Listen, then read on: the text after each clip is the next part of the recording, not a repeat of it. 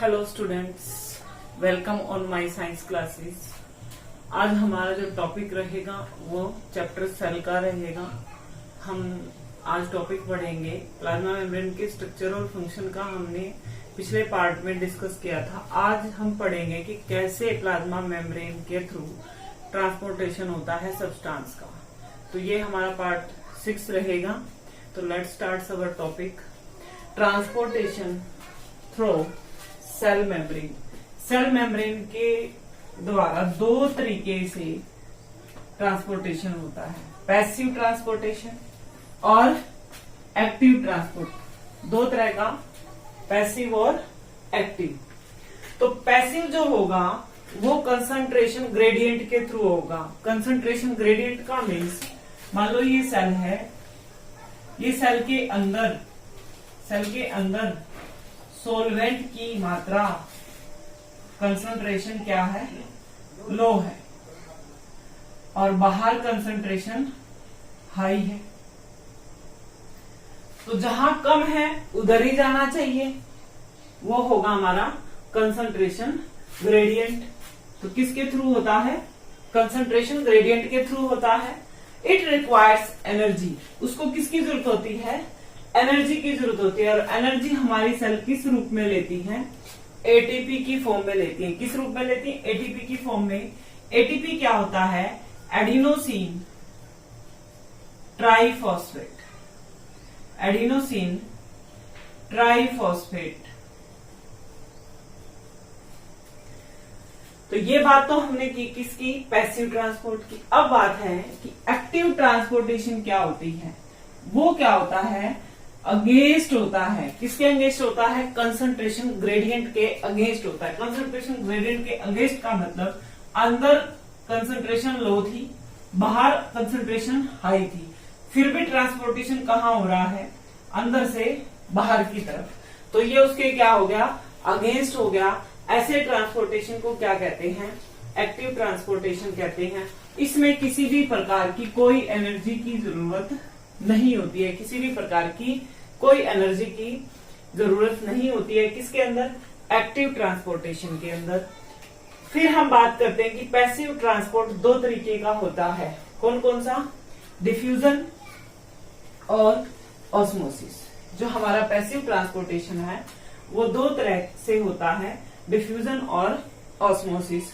तो अगर हम डिफ्यूजन की बात करें तो डिफ्यूजन के अंदर क्या होता है? हाई कंसंट्रेशन से लो कंसंट्रेशन की तरफ क्या होता है? ट्रांसपोर्टेशन होता है। ये सेल थी, सेल के अंदर ये सॉल्वेंट की मात्रा क्या थी? लो, और बाहर क्या थी? हाई। तो इसने कहा कि अंदर से बाहर से कहा जा रहे हैं सॉल्वेंट? अंदर। तो ये क्या होगा? डिफ्यूजन होगा। क्या होगा? डिफ्यूजन होगा। हाई कंसंट्रेशन से लो कंसंट्रेशन की तरफ लिक्विड और गैस का जब ट्रांसपोर्टेशन होता है तो उसको क्या कहते हैं? डिफ्यूजन कहते हैं।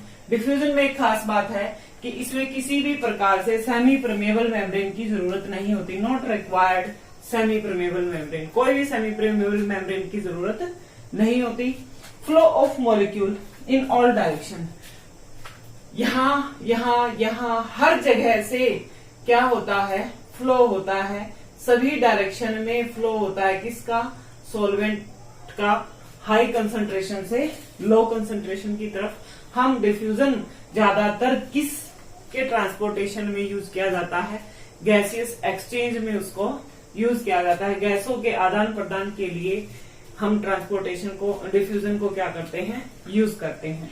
तो अब बात करते हैं ऑस्मोसिस की। ऑस्मोसिस में क्या होता है? इसका अपोजिट होता है। क्या होगा? ट्रांसपोर्टेशन होता है सॉल्वेंट का। सिर्फ किसका होगा? सॉल्वेंट का। क्यों सिर्फ सॉल्वेंट कहा? क्योंकि अब हमारे पास कोई सॉल्यूशन है तो सॉल्यूशन में क्या होगा? सोल्यूट भी होगा और सॉल्वेंट भी होगा। दोनों चीजें होंगी। कोई सॉल्वेंट बना है तो। लेकिन ये क्या कह रहा है कि सिर्फ कौन से मॉलिक्यूल? सॉल्वेंट के मॉलिक्यूल क्या होते हैं? हाई कंसंट्रेशन से लो कंसंट्रेशन की तरफ ट्रांसपोर्ट होते हैं। और इसमें एक सेमी परमेबल मेम्ब्रेन की जरूरत होती है। और सॉल्वेंट मॉलिक्यूल सिर्फ एक डायरेक्शन में फ्लो करते हैं, इधर से इधर। इधर से इधर अपोजिट में कभी भी फ्लो नहीं करते हैं। तो ऑस्मोसिस में ये खास बात है कि उनका फ्लो सिर्फ एक ही डायरेक्शन में होगा, दूसरी डायरेक्शन में नहीं होगा। तो इस प्रकार से हमने डिफ्यूजन और ऑस्मोसिस के बारे में पढ़ा। अब हम पढ़ेंगे एक्टिव ट्रांसपोर्ट। एक्टिव ट्रांसपोर्ट क्या होता है? दो तरीके से होता है ये। एक तो ट्रांसपोर्ट किसके द्वारा हो? प्रोटीन। आपको याद हो या मेरी पार्ट 5 जाके देख लेना कि जो प्लाज्मा मेम्ब्रेन था उसमें प्रोटीन के द्वारा चैनल बने हुए थे। किसके लिए? ट्रांसपोर्टेशन के लिए। मीन्स प्लाज्मा मेम्ब्रेन के अंदर ट्रांसपोर्टेशन के लिए चैनल पाए जाते हैं। तो ये अगर आपको देखना है तो आप पिछले पार्ट पे जाके इसको प्लाज्मा मेम्ब्रेन के स्ट्रक्चर को देख सकते हैं। तो जो प्रोटीन का जो ये चैनल है इसके द्वारा होता है एक तो ट्रांसपोर्टेशन, दूसरी कैसे होती है? बल्क ट्रांसपोर्टेशन होती है। लार्ज अमाउंट वेसिकल्स, छोटे छोटे उसके अंदर वेसिकल्स होते हैं। प्लाज्मा मेम्ब्रेन के अंदर वेसिकल्स मतलब छोटे छोटे गोले से बने हुए होते हैं जो कि क्या होते हैं? खाली होते हैं। तो उनके द्वारा भी क्या होता है? ट्रांसपोर्टेशन होता है। इन दोनों तरह के ट्रांसपोर्टेशन को क्या कहते हैं? एक्टिव ट्रांसपोर्टेशन कहते हैं। फिर जो बल्क ट्रांसपोर्ट है वो दो तरह का होता है। कौन कौन से दो? एंडोसाइटोसिस और एक्सोसाइटोसिस। एंडोसाइटोसिस तो होता है इंजेक्शन ऑफ फूड। सेल भोजन को जब अपनी बॉडी के अंदर लेती है तो उसको क्या कहते हैं? एंडोसाइटोसिस कहते हैं। इसका एक एग्जांपल है अमीबा। अमीबा बॉडी के अंदर पूरे के पूरे फूड को क्या कर लेता है? इनटेक कर लेता है। तो उसको क्या कहते हैं? एंडोसाइटोसिस कहते हैं। क्या कहते हैं? एंडोसाइटोसिस। दूसरा क्या है? एक्सोसाइटोसिस। इसके अंदर या तो हम जनरली समझने के लिए इसको कह सकते हैं सेल वोमिटिंग। मीन्स सेल के अंदर जो एक्स्ट्रा मटेरियल होता है वो उसको बाहर निकाल देती है। तो वो क्या होता है? एक्सोसाइटोसिस होता है। ये होता कहाँ पर है? दो जगह पर होता है सेल के अंदर। एक तो जो एक्सक्रीटरी सेल्स हैं, एक्सक्रीटरी पार्ट जो है मतलब जो वेस्ट मटेरियल को या फालतू मटेरियल को बाहर निकालने के लिए जो सेल्स का पार्ट होता है वहां पर होता है। दूसरा जो सिक्रेशन वाली सेल्स होती है जो क्या करती हैं? कोई मटेरियल क्या करती हैं? स्रावित करती हैं। वहां पर कौन सा प्रोसेस होता है? एक्सोसाइटोसिस होता है। फिर एंडोसाइटोसिस दो तरह का होता है। कौन कौन सी दो तरह है? फैगोसाइटोसिस और pinocytosis. Phagocytosis means eating process. जब सेल क्या कर रहा है? कोई सॉलिड सब्सटेंस अंदर ले रहा है तो उसको क्या कहेंगे? फैगोसाइटोसिस। क्यों? एंडोसाइटोसिस क्या? इंजेक्शन ऑफ फूड, फूड का अंदर लेना, ये इसका पार्ट है। फैगोसाइटोसिस मीन्स कोई सॉलिड पार्ट उसने क्या लिया है? अपने अंदर लिया है। तो इसलिए उसको क्या कहते हैं? फैगोसाइटोसिस कहते हैं। पिनोसाइटोसिस क्या होगा? जब कोई लिक्विड फूड वो अपने अंदर लेता है तो वो क्या कहलाता है?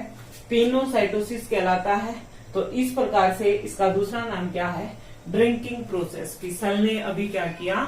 ड्रिंकिंग किया। तो इस प्रकार से हमने एक्टिव ट्रांसपोर्ट का टाइप पढ़े, किस प्रकार से एक्टिव ट्रांसपोर्ट होता है। तो अब हम क्या पढ़ेंगे कि ऑस्मोसिस की टाइप पढ़ेंगे कि ऑस्मोसिस कितने प्रकार का होता है वो हम अभी डिस्कस करने वाले हैं। Please subscribe my channel and press the bell icon. और अगर आपको मेरी वीडियो पसंद आती है तो लाइक करना ना भूलें। To be continue on topic. हम ऑस्मोसिस की टाइप पढ़ रहे हैं कि ऑस्मोसिस कितनी तरह से होता है। ऑस्मोसिस क्या होता है? Movement of solvent from higher concentration to lower concentration. Solvent की हाई कंसंट्रेशन से लोअर कंसंट्रेशन पर ट्रांसफर होना। किसके थ्रू होना? सेमी परमेबल मेम्ब्रेन के थ्रू। किसके थ्रू? सेमी परमेबल मेम्ब्रेन के थ्रू। तो वो क्या होता है? ऑस्मोसिस होता है। तो ये तीन तरीके से होता है। सबसे पहले हम पढ़ेंगे हाइपरटोनिक सॉल्यूशन। हाइपरटोनिक क्या होगा? जब सॉल्यूशन के अंदर सॉल्वेंट की कंसंट्रेशन सेल के अंदर तो क्या हो? ज्यादा हो, मोर हो, हाई कंसंट्रेशन हो, और सेल के बाहर क्या हो? लो कंसेंट्रेशन हो किसकी, सॉल्वेंट की। तो जो सॉल्वेंट है वो सेल से कहाँ आएगा, बाहर आएगा, तो सेल क्या हो जाएगी, श्रिंक हो जाएगी, तो लोअर वाटर कंसेंट्रेशन हो जाएगी।